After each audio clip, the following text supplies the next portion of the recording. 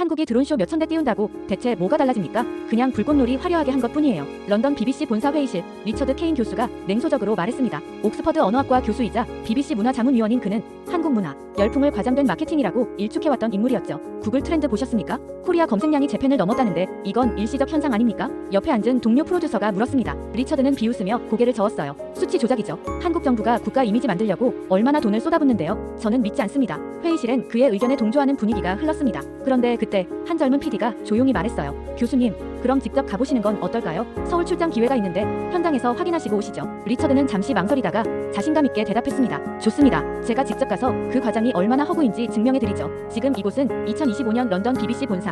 한 냉소적 지식인이 한국행 비행기표를 끊는 순간 과연 그는 서울에서 무엇을 보게 될까요? 그 이야기 지금 시작합니다. 저는 리처드 케인입니다. 영국 옥스퍼드 대학에서 언어학을 가르치고 BBC 문화 프로그램 자문을 맡고 있죠. 솔직히 말하면 저는 한국 문화 열풍을 믿지 않았어요. K-팝, K-드라마 이런 것들이 정말 실력으로 세계를 사로잡았을까요? 저는 회의적이었습니다. 그래서 직접 가보기로 했어요. 제 눈으로 확인하고 그 과장된 자부심의 실체를 밝혀내려고요. 인천공항에 도착했을 때 이미 밤이었습니다. 공항은 깨끗했지만 저는 당연하죠. 공항은 국가 이미지니까라고 생각했어요. 아직은 냉소가 사라지지 않았죠. 호텔에 짐을 풀고 저는 창밖을 내다봤습니다. 서울의 야경이 펼쳐졌어요. 불빛들이 질서정연하게 늘어서 있었죠. 하지만 저는 그저 계획도시니까 그렇겠지라고 생각했습니다. 다음날 저녁 우연히 호텔 직원이 제게 물었어요. 교수님, 오늘 뚝섬 한강공원에서 드론쇼 있는데 가보시겠어요? 드론쇼요?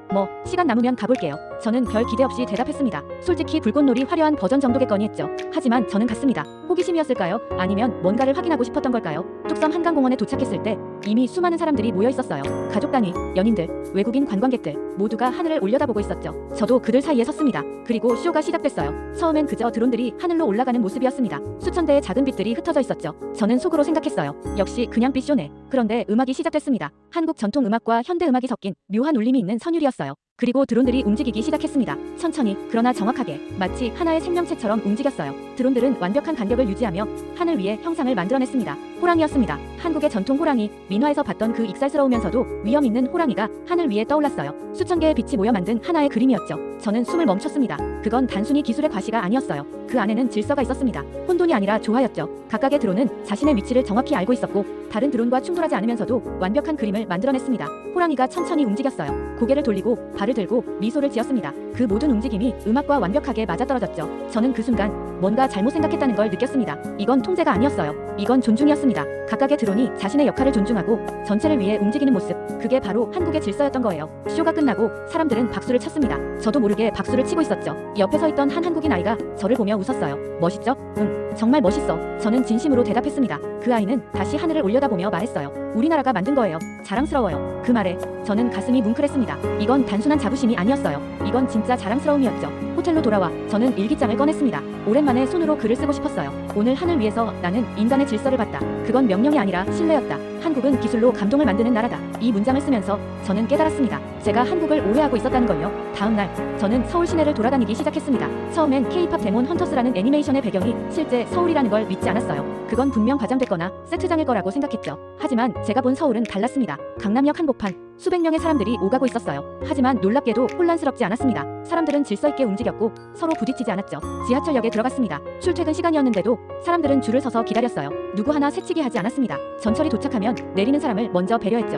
이게 정말 가능한 일인가? 저는 혼잣말을 했습니다. 런던 지하철에서는 상상도 할 수 없는 광경이었어요. 거리를 걸으며 저는 건물들을 둘러봤습니다. 현대적인 고층 빌딩 사이에 전통 한옥이 자리 잡고 있었어요. 그 조화가 이상하지 않았습니다. 오히려 자연스러웠죠. 한 카페에 들어갔습니다. 바리스타가 저에게 미소를 지으며 물었어요. 어디서 오셨어요? 영국에서 왔어요. 오, 웰컴. 커피 드릴게요. 그는 정성스럽게 커피를 만들었습니다. 라떼 아트까지 그려넣으며 미소를 지었죠. 저는 그 커피를 마시며 생각했습니다. 이 도시는 사람을 배려하는 도시구나. 오후엔 명동 거리를 걸었습니다. 관광객들로 붐볐지만 여전히 질서가 있었어요. 가게 직원들은 친절했고 심지어 영어를 못해도 몸짓으로 최선을 다해 도와줬습니다. 저는 한 화장품 가게에 들어갔어요. 직원이 다가와 물었습니다. 뭐 찾으세요? 아, 그냥 구경하는 거예요. 괜찮아요. 천천히 보세요. 필요하면 언제든 말씀하세요. 그리고는 저를 내버려뒀습니다. 강매하지 않았어요. 저는 편안하게 둘러볼 수 있었죠. 저녁이 되어 저는 한강 다리 위에 섰습니다. 석양이 강물을 비추고 있었어요. 자전거를 타는 사람들, 조깅하는 사람들, 산책하는 연인들 모두가 자신의 시간을 즐기고 있었습니다. 저는 그 풍경을 보며 다시 일기장을 꺼냈습니다. 나는 세트를 찾으러 왔다. 하지만 이 도시는 완성된 영화였다. 미래를 찍은 게 아니라 현실이 미래가 된 나라다. 그날 밤 호텔방에서 저는 노트북을 열었습니다. 한국 관련 데이터를 검색하기 시작했죠. 구글 트렌드를 봤습니다. 정말로 코리아 검색량이 재팬을 추월했더군요. 그것도 지속적으로요. 저는 처음엔 조작이라고 생각했지만 이제는 달랐습니다. 유튜브 통계를 봤습니다. 한국 관련 영상의 조회수가 기하급수적으로 늘고 있었어요. 댓글들을 읽어봤습니다. 한국 가고 싶다. 한국 문화 너무 멋있다. 한국인들 정말 친절하더라. 이건 조작된 댓글이 아니었습니다. 진심이 담긴 반응들이었어요. 저는 소셜미디어를 뒤져봤습니다. 인스타그램, 트위터, 틱톡 어디에나 한국 관련 콘텐츠가 넘쳐났어요. 외국인들이 직접 찍은 영상, 사진, 후기들이었죠.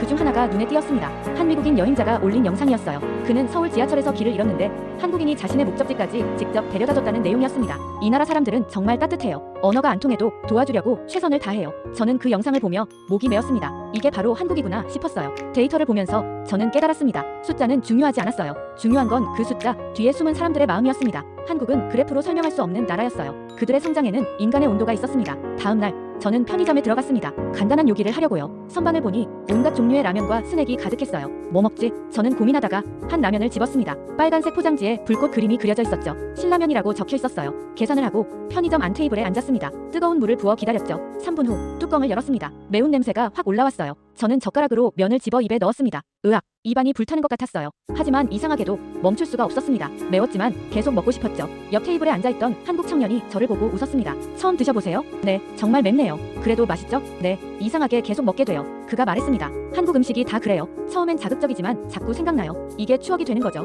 저는 고개를 끄덕였습니다. 그의 말이 맞았어요. 라면을 다 먹고 나니 입은 얼얼했지만 마음은 따뜻했습니다. 편의점을 나와 저는 길을 걸었습니다. 그리고 한 포장마차 앞에 섰어요. 떡볶이라는 간판이 걸려 있었죠. 하나 주세요. 주인 아주머니가 빨간 떡볶이를 담아줬습니다. 저는 한 입 먹어봤어요. 역시 매웠지만 달콤하기도 했습니다. 그리고 쫄깃했죠. 맛있어요? 네, 정말요. 한국 음식은 혀가 아니라 마음으로 먹는 거예요. 아주머니의 말에 저는 또 한 번 울컥했습니다. 매운맛은 혀가 아니라 마음을 데우고 있었어요. 그날 저녁 저는 한 한국인 친구를 만났습니다. 호텔에서 우연히 알게 된 사람이었죠. 그는 저를 남대문 시장으로 데려갔어요. 여기가 진짜 한국이에요. 시장은 사람들로 붐볐습니다. 온갖 물건을 파는 가게들, 음식 냄새, 사람들의 웃음소리, 모든 게 생생했어요. 친구가 한 가게 앞에 멈춰 섰습니다. 김밥을 파는 가게였죠. 여기 김밥 정말 맛있어요.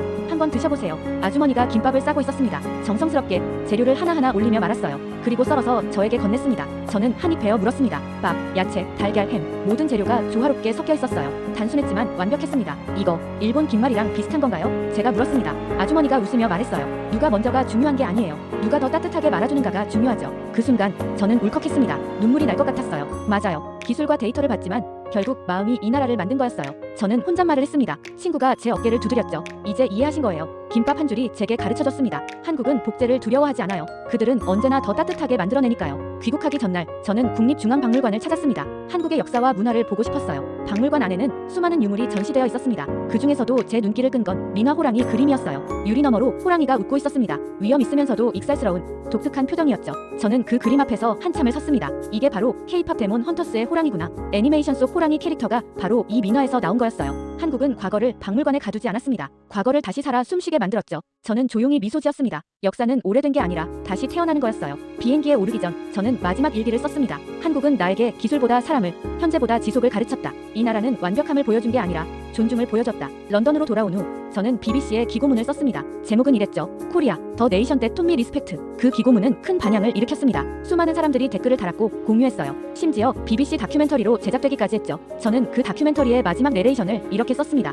코리아 didn't show me perfection. It showed me respect. 한국은 저에게 완벽함을 보여준 게 아니었어요. 존중을 보여줬습니다. 그게 바로 이 나라가 세계를 사로잡은 이유였죠. 여러분, 저는 한국을 오해했습니다. 하지만 이제는 압니다. 이 나라의 힘은 기술이 아니라 마음에서 나온다는 걸요.